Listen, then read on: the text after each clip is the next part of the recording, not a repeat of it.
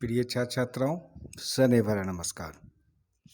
आज हम लोग डॉक्टर सिद्दीकी क्लासेस में साइकोलॉजी ऑनर्स पार्ट 1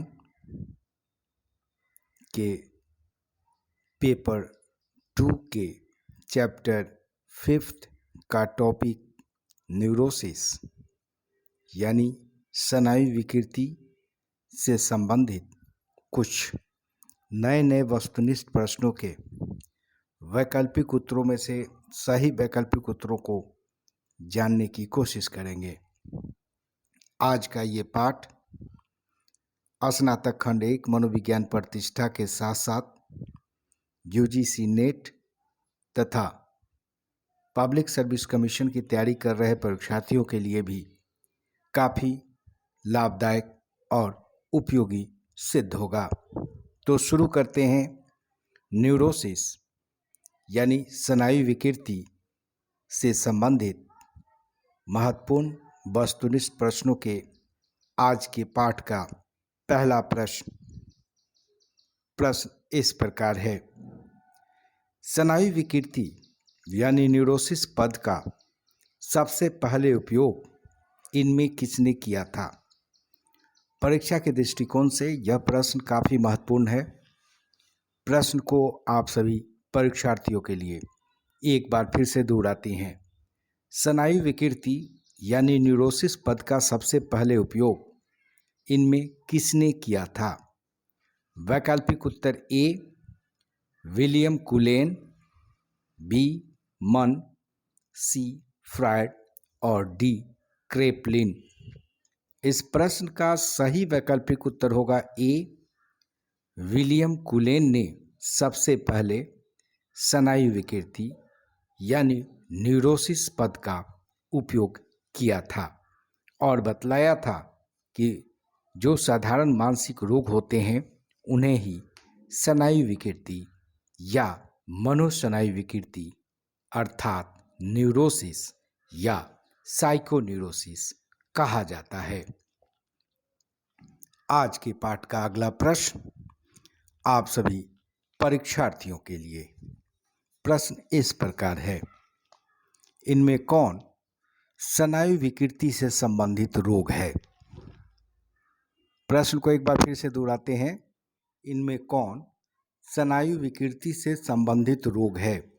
वैकल्पिक उत्तर ए दुर्भीति यानी फोबिया, बी चिंता विकृति यानी एंजाइटी डिसऑर्डर, सी दर्द विकृति यानी पैनिक डिसऑर्डर और डी इनमें सभी।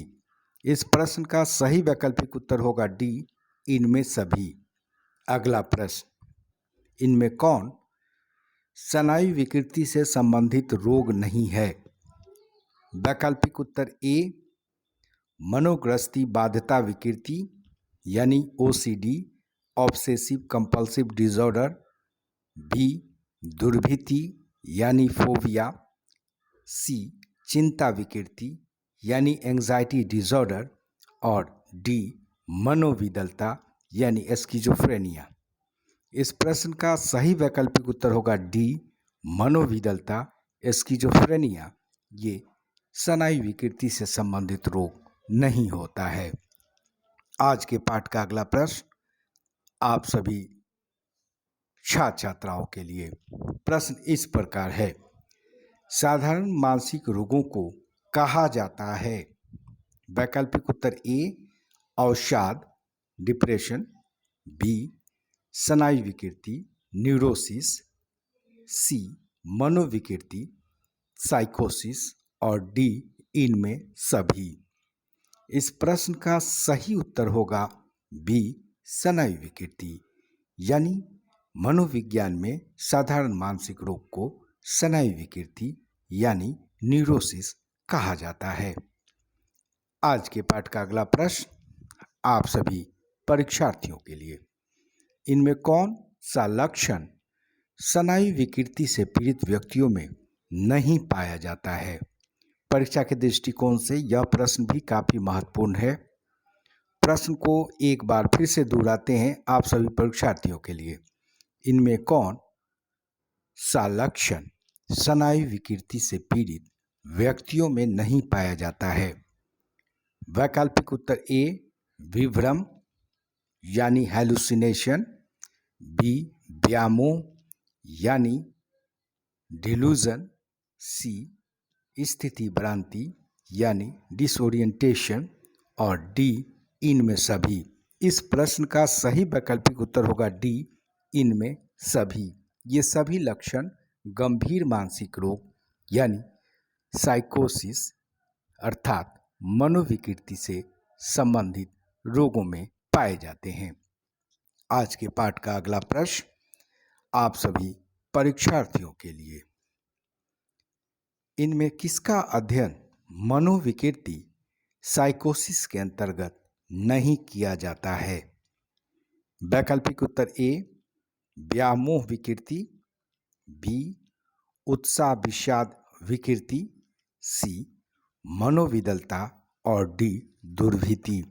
इस प्रश्न का सही वैकल्पिक उत्तर है डी दुर्भीति।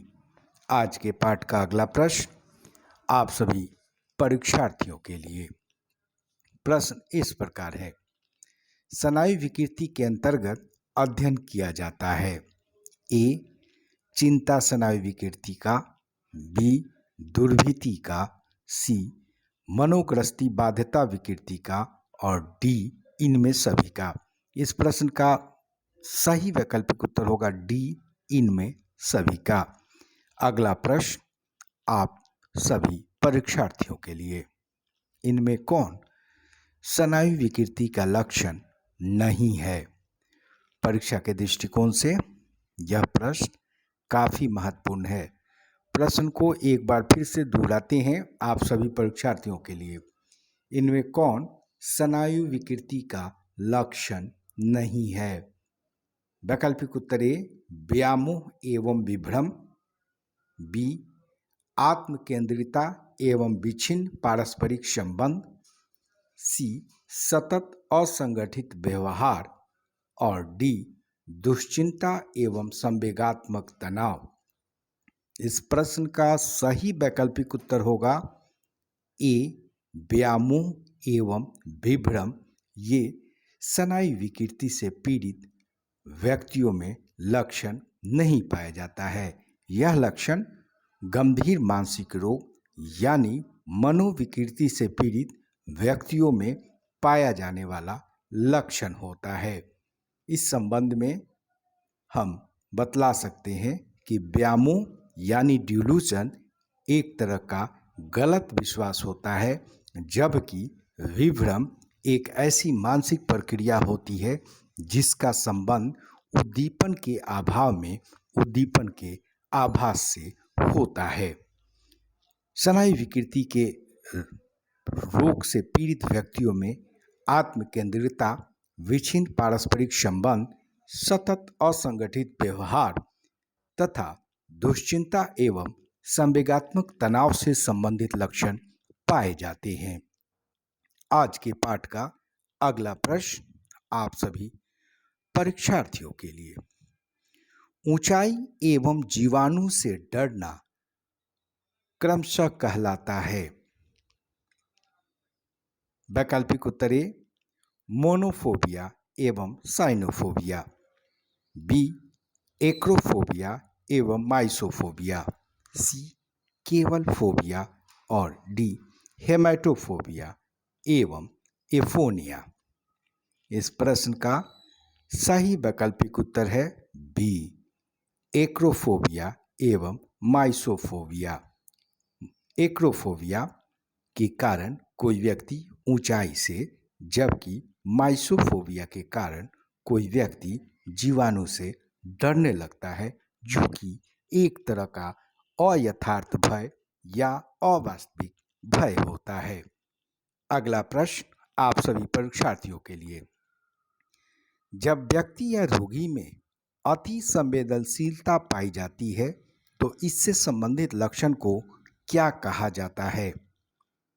परीक्षा के दृष्टिकोण से यह प्रश्न काफी महत्वपूर्ण है और नेट, पब्लिक सर्विस कमीशन के साथ साथ स्नातक की परीक्षाओं में ये प्रश्न को बार बार पूछा जाता है। प्रश्न को एक बार फिर से दोहराते हैं आप सभी परीक्षार्थियों के लिए। जब व्यक्ति या रोगी में अति संवेदनशीलता पाई जाती है तो इससे संबंधित लक्षण को क्या कहा जाता है? वैकल्पिक उत्तर ए हाइपरस्थेसिया, बी एनेस्थेसिया, सी हाइपेस्थेसिया और डी एनालेसिया। इस प्रश्न का सही वैकल्पिक उत्तर है ए हाइपरथेसिया। आज के पाठ का अंतिम प्रश्न आप सभी परीक्षार्थियों के लिए। प्रश्न इस प्रकार है, जब कोई व्यक्ति सिर्फ अत्यंत धीमी आवाज जैसे फुसफुसाहट की आवाज में ही कुछ बोल पाता है तो इसे मनोविज्ञान की भाषा में क्या कहा जाता है? परीक्षा के दृष्टिकोण से यह प्रश्न भी काफी महत्वपूर्ण है। प्रश्न को एक बार फिर से दोहराते हैं आप सभी परीक्षार्थियों के लिए। जब कोई व्यक्ति सिर्फ अत्यंत धीमी आवाज में जैसे फुसफुसाहट की आवाज में ही कुछ बोल पाता है तो इसे मनोविज्ञान की भाषा में क्या कहते हैं? वैकल्पिक उत्तर ए एफोनिया, बी मोटिज्म, सी एस्टासिया एवासिया और डी इनमें कोई नहीं। इस प्रश्न का सही वैकल्पिक उत्तर होगा ए एफोनिया, यानी फुसफुसाहट की आवाज में जब कोई व्यक्ति धीमी आवाज में बोलता है तो इसे मनोविज्ञान की भाषा में एफोनिया कहा जाता है। अब आज का ये पाठ यहीं पर समाप्त होता है। आशा करते हैं आज का पाठ आप सभी प्रतियोगी परीक्षार्थियों के लिए काफ़ी उपयोगी सिद्ध होगा। फिर मिलते हैं अगले क्लास में। तब तक के लिए आप सभी का बहुत बहुत धन्यवाद।